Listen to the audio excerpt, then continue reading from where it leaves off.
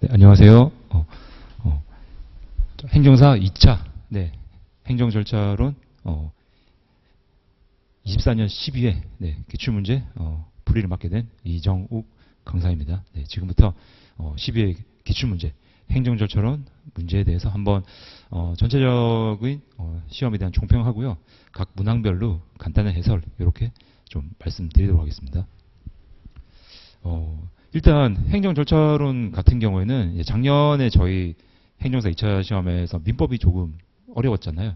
난이도가 있었다. 이런 좀 평가가 있었는데 그래서 올해 같은 경우에는 이제 민법이 아닌 다른 과목들 중에서 이렇게 좀 변별력 조정을 위한 과목이 나올 수가 있겠다. 그런 예상이 있었는데 아마도 제 생각으로는 행정 절차론이 올해는 약간 그 대상이 된 것 같습니다. 조금 전체적인 난이도를 봤을 때는 저는 이제 개인적으로는 뭐 중에서 중상 정도로 생각을 하는데 일단은 이제 약수령 문제들이 약간 좀 지엽적인 주제나 그리고 문제가 약간 좀 비틀어서 약간 좀 문제 형태가 직접적으로 물어보는 게 아니라 약간 좀 비틀어서 물어보는 게 있었죠. 저희 뭐 지화 각하 이런 부분들인데 그런 부분들 때문에 다소간은 조금 난이도가 수험생분들이 실제 이제 시험 현장에서 문제 푸실 때는 좀 난이도 체감은 조금 올라가셨을 것 같아요. 좀 그런 게 있었습니다. 그래도 어쨌든 다행인 거는 저희 이제 뭐 시중의 교재나 강사님들이 말씀하셨던 내용을 벗어난 건 없어요. 다 이제 그 내용에서 다 나왔다고 보이고요. 다만 이제 약간 조금 이제 중요하게 다루지 않았던 주제들이라든지 아까 말씀드린 문제를 좀 비튼 거 그런 약간의 조금 특이사항이 있었기 때문에 이제 그런 약간 좀 어려움이 있었지만은 어쨌든 이제 평소에 좀 쭉 공부를 하시고 암기가 잘 돼 있으신 분들이었다면은 그래도 당황하셨더라도 충분히 제가 보기에는 어느 정도 합격을 받을 수 있는 50점에서 뭐 50점 중반대의 점수를 받기에는 충분하지 않았을까 그렇게 좀 생각이 듭니다. 네. 자 그러면 총평은 이 정도로 마치고요. 일단 각 문제별로 한번 말씀을 드려보겠습니다.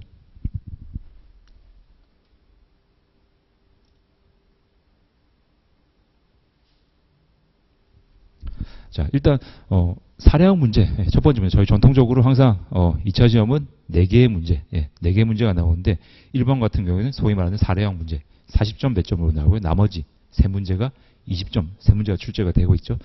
자, 사례형 같은 경우에는 저는 개인적으로 평이했다고 봐요. 문제 자체가 그렇게 정말 소위 지엽적이고 약간 중요하지 않은 그런 주제가 아니라 누구나 예상할 것 같으면 좀 중요한 주제로 다뤘던 그런 문제들이 나왔기 때문에 충분히 예상 가능했던 수준이라고 보입니다. 그렇다면은 자 이제는 얼마나 답안을 충실하게 쓰셨는지가 관건이 되겠죠. 고득점에 대한. 자 하나씩 보겠습니다. 자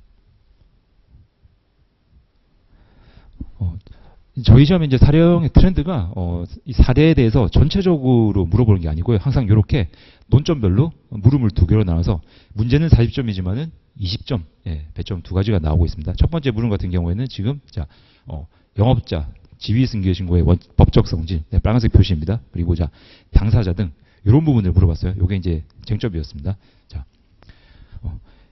이 영업자 지위승계 신고 관련해서는 뭐 여러분들이 너무 잘 아시죠? 자기왕ler적 신고와 행정요건적 신고, 수리를 요하지 않는 신고와 수리를 요하는 신고. 요걸 물어본 거고요. 자, 요 부분에 대해서 그리고 중요한 거는 요 논리를 펼친 다음에 어쨌든 저희 판례가 있었죠. 판례.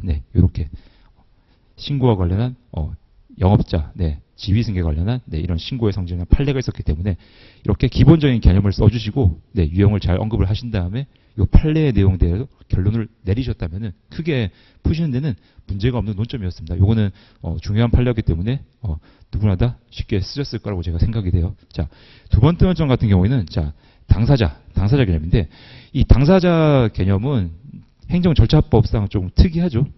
저희 행정쟁송법, 심판법이나 소송법 같은 경우에는 당사자 등이라는 개념이 없죠. 당사자, 표기를 하고 있는데, 기재를 하고 있는데, 행정절차법에서는 당사자 등이라고 해서 이 당사자 개념을 확장하고 있습니다. 이 처분에 상대방을 떠나서 그 외에 직권이나 신청에 따라서 이 절차에 참여하게 된 사람들, 그런 이해관계인. 그러다 보니까 이 이해관계인, 상당히 불명확한 개념이죠. 해석이 필요한 부분이고요. 당연히 이 이해관계인의 범위를 어디까지 가져갔느냐 그런 게 쟁점이라고 볼 수 있어요. 자, 결과적으로는 자 여기서는 그 이해관계 가졌는지 여부가 핵심 쟁점이고 이제 그걸 물어본 겁니다. 물어봤는데 행정절차법에 관련 조문이 있죠. 여러분들이 사례형을 푸실 때도 네, 당연히 논리적 흐름이 중요하지만 그 기본적인 전제는 네, 조문 자체를 충실하게 쓰셔야 됩니다. 기본적인 조문을 쓰시고 그 조문들을 논리적으로 연결하셔야 좋은 득점을 네, 받으실 수가 있어요. 기본적으로는 조문에 충실하시고 네, 그 조문을 어쨌든 논리적으로 잘 연결하셔야 한다. 강조를 드립니다. 이 경우에도 자 어쨌든 당사자 등 저희 정의에 나오잖아요. 정의. 예, 정의에 있는 내용은 거의 뭐 컨트롤 C, 컨트롤 V 그런 수준으로 정확하게 기술을 하셨어야 되겠죠. 자 그런 정의, 자격, 적용 대상 일반론들을 언급을 하시고 자 관련된 판례 또 있잖아요. 네, 어떤 이해가 되냐 안 되느냐 판례 결론은 네 된다고 보았는데 그런 순서대로 풀어내렸으면은 이것도 무난하게 쓰실 수가 있는 문제였습니다. 자 그리고 이제 두 번째 물음 갈게요.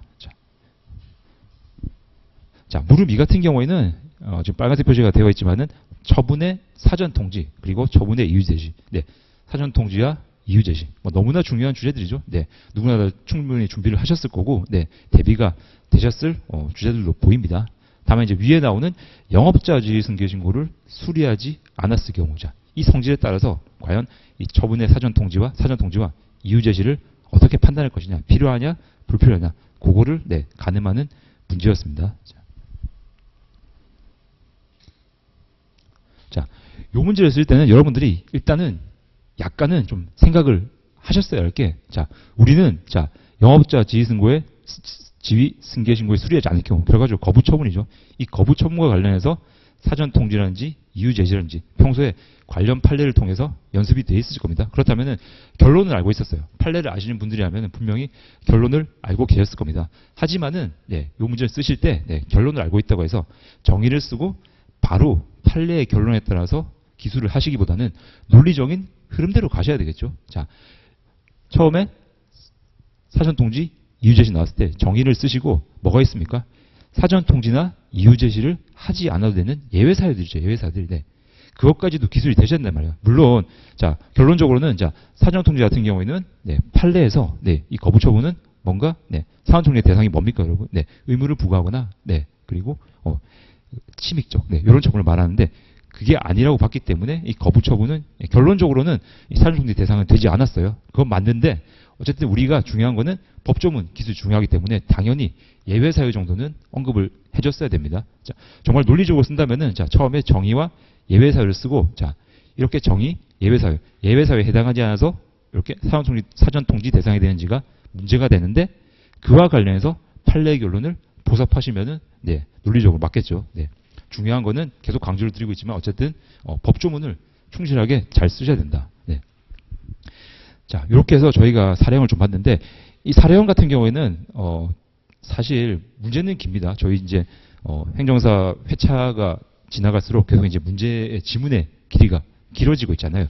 문제 지문 길이 자체는 굉장히 길어지고 있지만 실제로는 네, 몇 가지 단문입니다. 단문. 네, 주제들을 쪼개서 낸 거기 때문에 그 주제들을 쪼개서 낸 것들에 대해서 충실하게 네, 기재를 잘 하시고 다만 네, 기술을 하실 때 어쨌든 사례형이기 때문에 저희가 논리적으로 답은 내야 된다. 네, 답은 내야 된다. 그래서 그 충실한 네, 조문의 기술과 거기에 덧붙여서 네, 논리적인 답을 낸다. 그 과정만 유의하시면은 사례형도 네, 크게 어려울 건 없었을 걸로 보입니다. 그리고 사례형 같은 경우에는 크게 제가 보기에는 문제를 꼬아내진 않았어요. 뭐 예를 들어서 지금 이제 이 당사자제 나올 때 뭐 총칙의 적용 범위라든지 그런 부분들을 조금 더 넣어가지고 위에서 한번 비트는 형태의 문제가 나올 수 있는데 이 문제 같은 경우는 정직했습니다. 처분이 나오고 그와 관련된 뭐 지위승계 법적 성질 그리고 당사자는 개념, 네, 사전 통지, 이유 제시, 네, 전통적인 주제들을 그냥 낸 거예요. 그래서 거기에 대해서 충실하게 쓰셨으면은 충분히 네, 좋은 득점을 기대하셔도 되는 사례형 문제였습니다. 자, 그래서 저는 개인적으로는 사례형 문제 같은 경우는 좀 평이했다고 봐요. 네, 크게 네, 어려운 문제는 아니었다고 보입니다. 자, 근데 이제 이번 시험 치르시고 가장 이제 어떻게 보면은 좀 어려워할 수 있는 문제긴 한데 이 개인정보보호법에서 네, 나왔죠.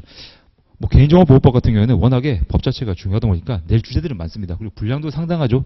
많고 아마도 대부분의 여러분들이 자 개인정보보호법에서 뭔가 이제 조정이나 소송이나 네, 이런 걸 생각했을 때 단체 소송 그쪽을 조금 많이 준비를 하셨을 거예요. 근데 이번에 시험이 나온 거는 어쨌든 그게 아니라 집단 분쟁 조정이라는 약간 좀 지엽적이고 이런 문제가 나왔습니다. 이 문제를 보시고 아마 조금 당황하셨을 수험생들이 많이 계셨을 거라 생각이 돼요. 네. 자, 뭐하고요?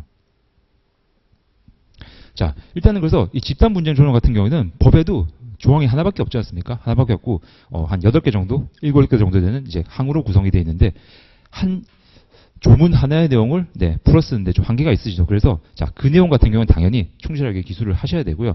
다만 이 집단 분쟁 조정 같은 경우에는 자, 분쟁 조정위가 행하는 특별 절차 성격이에요. 특별 절차 당연히. 그래서 쓰실 때 당연히 집단 분쟁 조정 조항을 중점적으로 쓰셔야 되지만은 자, 내용의 풍부함을 위해서는 이 특별 절차, 특별 절차에 준한 대비하는 자, 이 일반 조정에 대한 절차. 저희 제7장에 분쟁조정위원회 보면은 다 일반적인 절차들이 나와 있거든요. 조정 관련한 게 나와 있고 절차들이 쭉 나와 있습니다.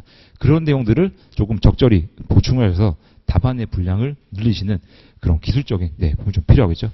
어쨌든 요 문제 같은 경우는 조금 예상을 못한 분들도 계셨을 거고 어려운 문제도 보여줘요. 약간 좀 지엽적 주제였기 때문에 다만 그런 상황이라도 내가 만약에 이 전체적인 개인정보보호법에 대한 전체적인 구조적 이해가 되어 있었다. 그렇다면은 그리고 이 집단 분쟁 조정 부분에 대해서도 정확하게 단문 형태로 정리 안 됐지만은 핵심 키워드라든지 흐름 정도만 알고 있었다. 그랬다면은 여기 말씀드린 것처럼 제7장에 이런 일반론들을 같이 섞어 써가지고 어느 정도의 분량은 확보가 가능하셨을 겁니다. 그래서 이렇게 여러분들이 만약에 좀 약간 정말 예상하지 못한 문제가 나온다면은 그때부터는 사실 정확하게 쓰기보다는 내가 알고 있는 지식들을 얼마나 끌고 와서 얼마나 분량을 채우느냐. 그게 중요한 겁니다. 모르는 부분에 대해서 여러분들이 소설을 쓰시면 안 되는데 흔히 이제 소설을 써야 한다 말씀을 하시는데 소설을 쓰시더라도 설득력 있는 전혀 픽션을 쓰시면 안 되겠죠. 논픽션을 쓰면 안 되겠죠. 픽션 어느 정도 사실에 가까운 소설을 쓰셔야 되기 때문에 자, 그 사실에 가까운 거는 저희 과목에서 법 규정들입니다. 법 조문들입니다. 자, 그래서 그런 부분들을 잘 활용하시면 좋을 것 같아요. 자, 그리고 세 번째 약수령 문제는 자, 질서 위반 행위 규제법에서 나왔죠. 이것도 여러분들이 좀 당황하셨을 문제로 보이는데 일단 약식 재판에 대한 이의신청 같은 경우에는 어느 정도 쓰셨을 거라 생각이 됩니다. 근데 이제 두 번째 논점이 문제였죠. 자, 이의신청에 취하와 각하를 비교하라. 이 취하와 각하는 개별적인 각각의 조문으로 되어 있는데 이거를 평소에 비교해가지고 공통점과 차이점 이런 식으로 단문 정리를 하셨던 분 아마 없었을 거예요. 그냥 이제 취하는 뭐고 각하는 뭐다. 그게 아니라면은 약간 지엽적인 주제로 생각해서 그냥 법 조문만 어느 정도 읽고 가셨을 분들도 많으셨을 거예요. 자, 그래서 이 세 번째 문제 같은 경우에도 상당히 좀 실제 수험장에서 문제를 접하시고 당황했을 분들이 계셨을 걸로 보여집니다만은 자, 그러나 자, 우리가 사실 행정사, 저희 행정사 시험 자체가 어떻습니까? 이 행정사 시험이 행정 법률에 대한 전문가를 저희가 소양을 측정하는 시험이죠. 그러다 보니까 자, 이런 취하 각하, 뭐 행정심판법을 비롯해서 각종 쟁송 절차에서 통용되는 개념입니다. 그래서 만약에 정말 내가 공부했던 내용이 아니더라도 그런 평소에 알고 있던 이런 법 제도적인 지식들을 다 끌고 오셔가지고 쓰는 건데 취하 각하 같은 경우는 여러분들이 일단은 기본적인 다른 법률에서 나왔던 기본적인 개념들을 알고 계셨으면은 얼마든지 물론 법조문, 이 법조문에 딱 맞게 쓸 수는 없어요. 준비를 안 하셨다면. 하지만은 그런 개념들 끌고 와가지고 자, 법조문에서 의미하는 이 법의 목적에 맞는 그런 내용들로는 풀어서 쓸 수가 있었을 겁니다. 취하나 각하다. 자, 공통점을 정리하자면 어떻습니까? 공통점 같은 경우는 당연히 취하나 각하를 하게 되면은 이 이의정차가 끝나게 되고 결과적으로 약식 재판이 확정되는 효과를 가져오죠. 절차가 종결되는 효과가 있는 겁니다. 공통점이죠. 취하든 각하를 하든. 다만 절차상의 차이점들은 법에 나와 있죠. 취하 같은 경우에는 신청인이나 검사나 이런 주체가 따로 있는 거고 각하 같은 경우는 당연히 신청 재판부에서 하게 되는 거죠. 그런 차이점들 썼다면은 무난한 득점을 아마 그래도 기대를 할 수가 있었을 겁니다. 이런 문제 같은 경우에는 뭐 20점 만점을 받으면 좋겠지만은 힘들겠죠. 최소한의 점수가 넣을 수 있게 10점, 8점, 10점 그 정도 점수라도 얻으실 수 있게 준비를 하시는 게 중요하다는 말씀을 좀 드리고 싶어요. 자, 그리고 이제 마지막 네 번째 문제인데요.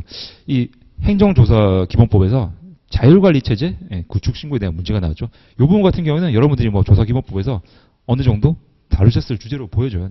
정리가 돼 있기 때문에 뭐 단순 약술이고 무난히 쓰셨다면은 아마 별다른 어려움 없이 어느 정도의 네, 점수를 확보를 하셨을 겁니다.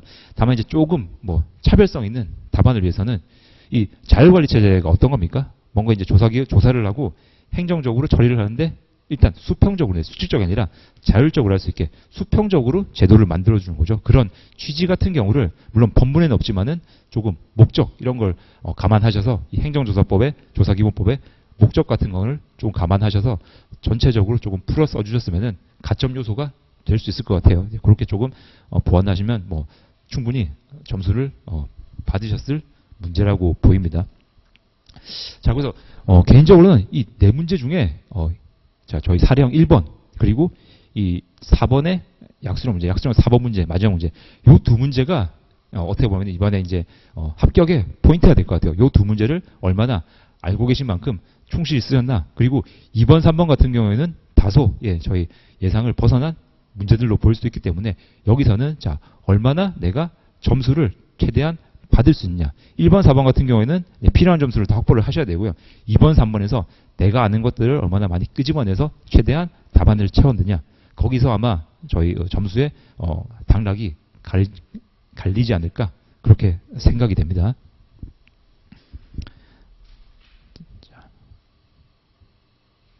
자, 그래서 이렇게 해서 저희 이제 문제를 한번 간단히 좀 살펴봤고요.